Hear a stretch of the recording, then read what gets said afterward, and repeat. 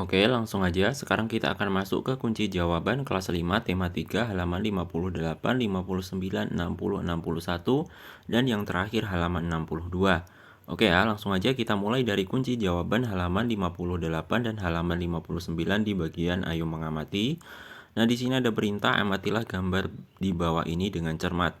Nah, ini ada gambar ya, sedang berjual beli.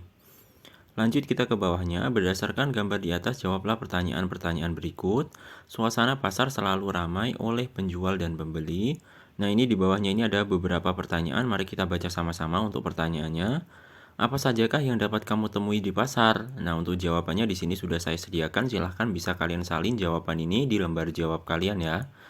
Untuk jawabannya yaitu di pasar kita dapat menemui penjual, pedagang, tempat berjualan, atau kios, dan barang dagangan.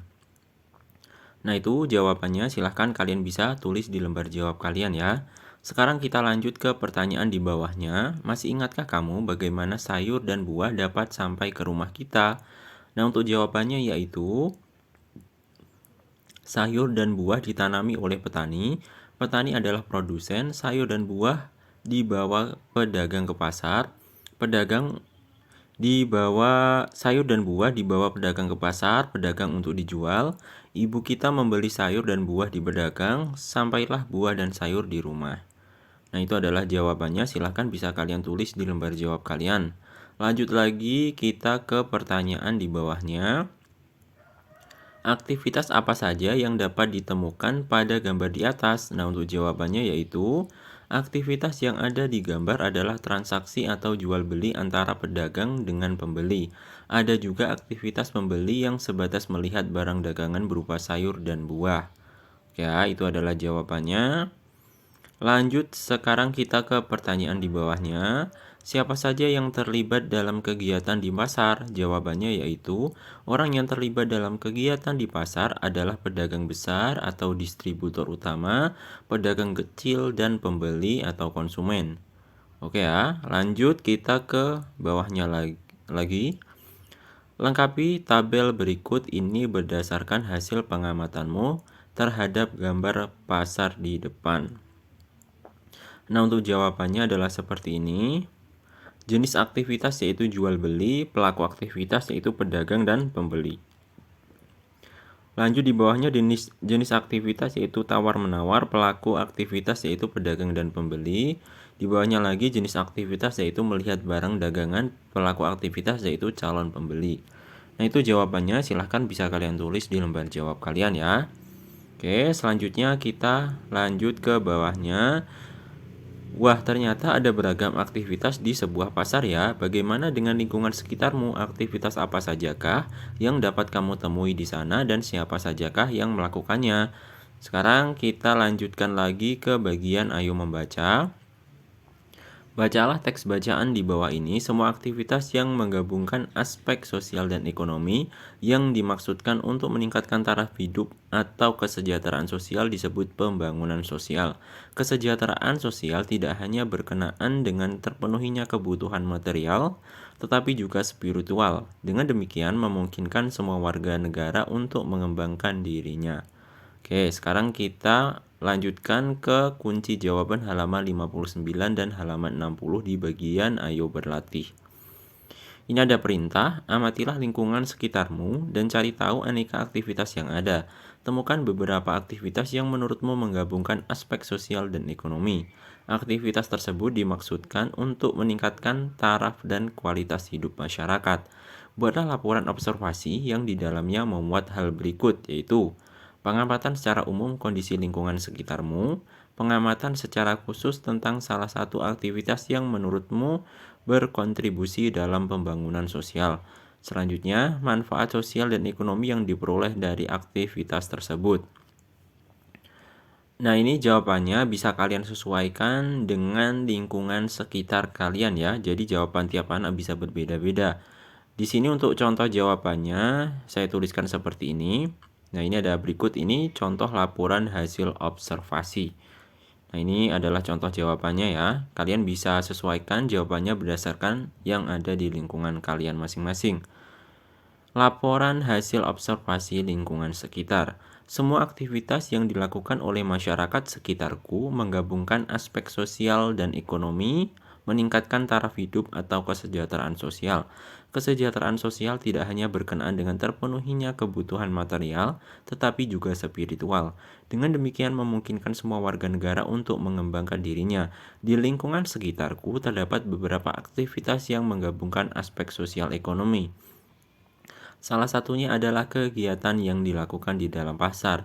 Di dalam sebuah pasar terjadi kegiatan sosial dan ekonomi. Kegiatan sosial ditunjukkan dengan bertemunya pedagang dan pembeli, sedangkan kegiatan ekonomi ditunjukkan oleh pedagang yang menjual dagangannya untuk memperoleh keuntungan. Pasar sebagai tempat transaksi jual beli antara penjual yaitu pedagang dan pembeli yaitu konsumen memiliki peran dan fungsi penting dalam kegiatan ekonomi masyarakat. Dengan adanya jual beli di pasar dapat meningkatkan kesejahteraan sosial di mana kebutuhan setiap anggota masyarakat secara sosial ekonomi. Manfaat sosial dan ekonomi dalam aktivitas jual beli di pasar adalah penjual dan pembeli dapat berinteraksi secara langsung untuk melakukan kegiatan jual beli, dan manfaat ekonomi yang didapat adalah perputaran uang di pasar sangat cepat, pedagang mendapatkan keuntungan sedangkan konsumen mendapatkan barang yang ia inginkan. Pembangunan sosial dimaksudkan untuk meningkatkan kesejahteraan sosial di mana kebutuhan setiap anggota masyarakat secara sosial, ekonomi, dan spiritual dapat terpenuhi.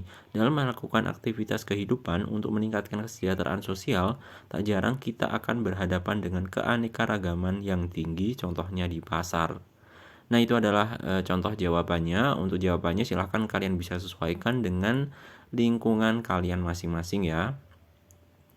Oke, sekarang kita lanjut ke kunci jawaban halaman 60 di bagian ayo mengamati. Di sini ada perintah amatilah gambar pasar yang disajikan sebelumnya. Nah, ini ada beberapa pertanyaan ya. Perbedaan apa sajakah yang dapat kamu temukan di pasar? Nah, di sini sudah saya sediakan untuk jawabannya. Silahkan kalian tulis jawaban ini di lembar jawab kalian. Jawabannya yaitu perbedaan yang ada di pasar antara lain perbedaan harga jual barang, cara menawar barang dagangan, dan kondisi barang yang dijual. Oke, itu bisa kalian tulis dulu di lembar jawab kalian. Kalian bisa jeda dulu video ini, kalian tulis dulu jawaban-jawabannya. Baru setelah selesai menulis, silahkan kalian bisa lanjut lagi menonton video ini. Oke, lanjut ke bawahnya. Apakah orang-orang yang beraktivitas tersebut memiliki kebiasaan yang sama? Jelaskan. Nah, untuk jawabannya yaitu setiap orang yang beraktivitas di pasar memiliki kebiasaan yang berbeda. Para pedagang menjual barang berbeda dengan jenis konsumen yang juga berbeda pula. Oke, lanjut sekarang kita ke bawahnya. Nah, ini ada bacaan, mari kita baca. Kebiasaan yang mengikat masyarakat dan berlangsung dalam jangka waktu cukup lama dikenal dengan adat istiadat. Adat istiadat merupakan kebiasaan sosial yang sejak lama ada di dalam masyarakat dan bertujuan mengatur tata tertib dalam masyarakat tersebut. Adat istiadat setiap kelompok masyarakat bisa sama atau berbeda satu dengan yang lain. Contohnya saja ada istiadat masyarakat Osing di Banyuwangi yang merupakan perpaduan antara budaya Jawa, Madura, dan Bali. Kemudian adat istiadat masyarakat desa di Jawa Timur dan Jawa Tengah yang ternyata memiliki persamaan. Salah satu persamaannya bahwa mereka memiliki ikatan yang berdasarkan pada persahabatan. Oke, sekarang kita melanjutkan ke kunci jawaban halaman 61. Di bagian ayo berlatih, di sini ada perintah, lakukanlah sebuah wawancara sederhana ke beberapa orang temanmu. Cari tahu apa saja kebiasaan atau adat istiadat yang mereka miliki. Gunakanlah tabel berikut untuk membantumu ceritakan hasil wawancaramu di depan kelas.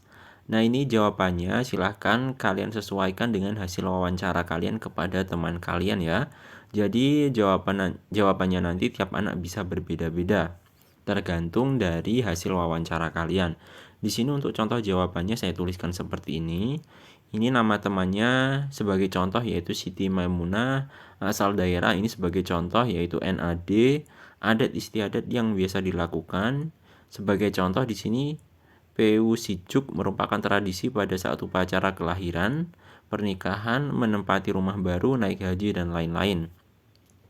Selanjutnya di bawahnya ada nama taman, di sini contohnya Hannah, asal daerah sebagai contoh ini di Riau.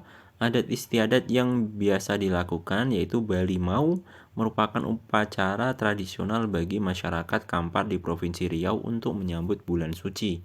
Selanjutnya, ini nama teman sebagai contoh Kamidin asal daerah sebagai contoh di Sumatera Barat. Adat istiadat yang biasa dilakukan.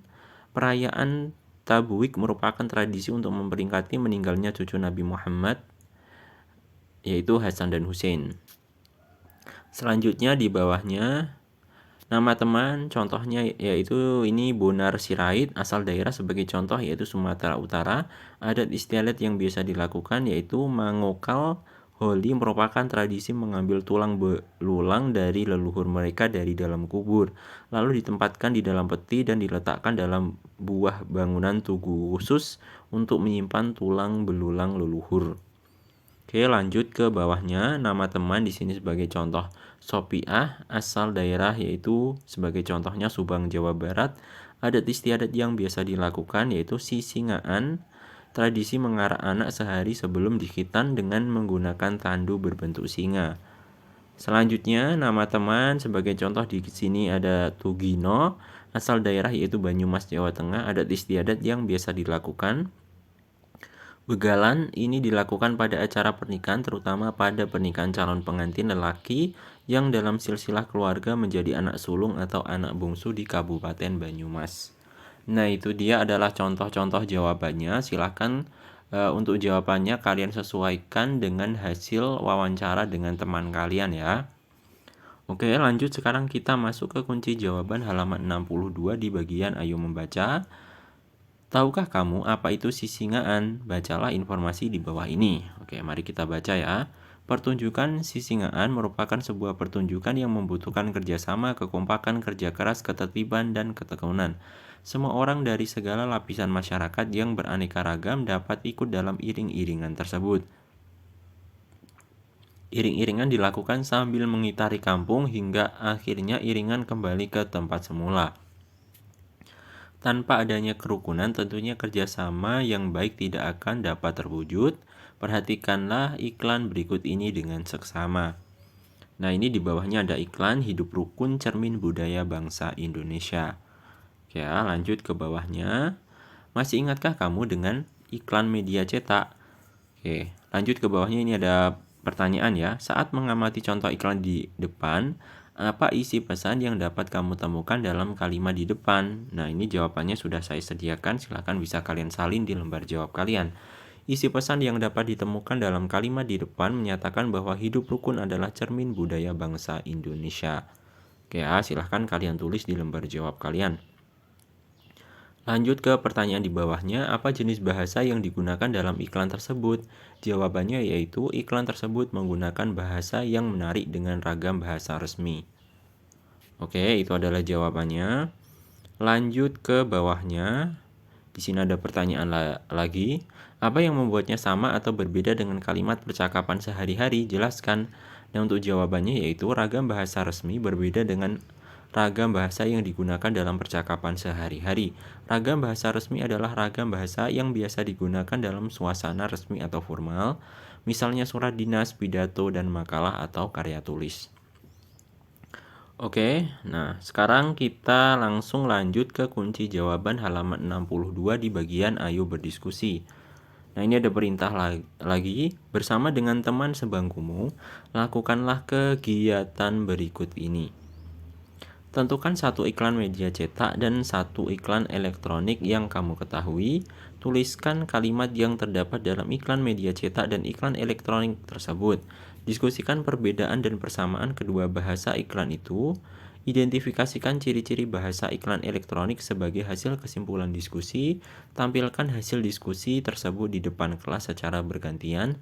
Dengarkanlah hasil diskusi pasangan lain secara seksama. Nah, di sini jawabannya sudah saya tuliskan, silahkan bisa kalian salin di lembar jawab kalian. Nah, ini contohnya iklan di media cetak yaitu iklan Sampo Sunsil Soft Smooth Conditioner. Kalimat iklannya rambut gak kusut gak lepek. Selanjutnya, media elektroniknya ada iklan Sensodyne. Kalimat iklannya rangkaian perawatan gigi sensitif dari ahlinya. Ya. Nah, lanjut ke bawahnya. Di sini ada perintah, tulislah sebuah kesimpulan singkat dari kegiatan yang baru saja kamu lakukan. Jawabannya yaitu kesimpulannya, bahasa pada iklan media cetak menggunakan ragam bahasa resmi, sedangkan pada iklan media elektronik cenderung menggunakan ragam bahasa tidak resmi. Oke ya, itu adalah jawabannya, bisa kalian tulis di lembar jawab kalian. Lanjut, sekarang kita ke bawahnya. Kita sekarang masuk ke bagian ayo renungkan. Tuliskan 3 hal yang menurutmu kurang menarik dari pembelajaran hari ini. Tuliskan alasan mengapa menurutmu ketiga hal tersebut kurang menarik. Berikan saran untuk membuat kegiatan tersebut menjadi lebih menarik. Nah, untuk jawabannya yaitu salah satu hal yang kurang menarik pada pembelajaran hari ini adalah membuat laporan aktivitas tentang masyarakat. Sebaiknya untuk pengamatan materi jangan terlalu luas sehingga mudah dilaksanakan. Oke ya, itu adalah jawabannya. Bisa kalian tulis di lembar jawab kalian. Selanjutnya kita ke kegiatan bersama orang tua. Bersama dengan orang tuamu, bacalah kembali penjelasan tentang berbagai aktivitas di lingkungan sekitar. Mintalah orang tuamu untuk memberikan 3 pertanyaan yang berkaitan dengan informasi yang kamu miliki. Jawablah pertanyaan tersebut dengan jelas dan lengkap. Nah, ini jawabannya bisa seperti ini. 5 pertanyaan yang berkaitan dengan informasi penyebab gangguan pada sistem pencernaan dan jenis gangguannya yaitu: nomor 1, sebutkan 2 gangguan sistem pencernaan yang kamu ketahui. Nomor 2, apa itu diare? Nomor 3, bagaimana tanda-tanda diare? Nomor 4, bagaimana cara mencegah diare? Nomor 5, mengapa diare sangat berbahaya? Nah, itu adalah pertanyaannya. Kalian bisa tulis jawabannya di lembar jawab kalian. Lanjut ke bawahnya, di sini masih lanjutannya ya. Jawaban dari 5 pertanyaan di atas yaitu nomor 1, mah dan diare. Nomor 2, diare adalah buang air besar secara terus-menerus. Jawaban untuk nomor 3, tanda-tanda diare yaitu buang air besar encer dan sering kram perut, nyeri perut, demam, adanya darah dalam tinja, dan perut kembung. Nomor 4, cara mencegah diare dengan minum air yang sudah matang, menjaga kebersihan diri dan lingkungan, mencuci tangan dengan menggunakan sabun, dan tidak mengkonsumsi makanan atau jajanan sembarangan. Nomor 5, diare sangat berbahaya karena tubuh dapat kekurangan cairan dan nutrisi. Ya, itu tadi jawabannya. Silahkan kalian bisa tulis dulu di lembar jawab kalian. Oke ya, cukup sekian dari video kali ini. Mudah-mudahan apa yang saya sampaikan dapat bermanfaat bagi kalian semua dan sampai jumpa di video selanjutnya.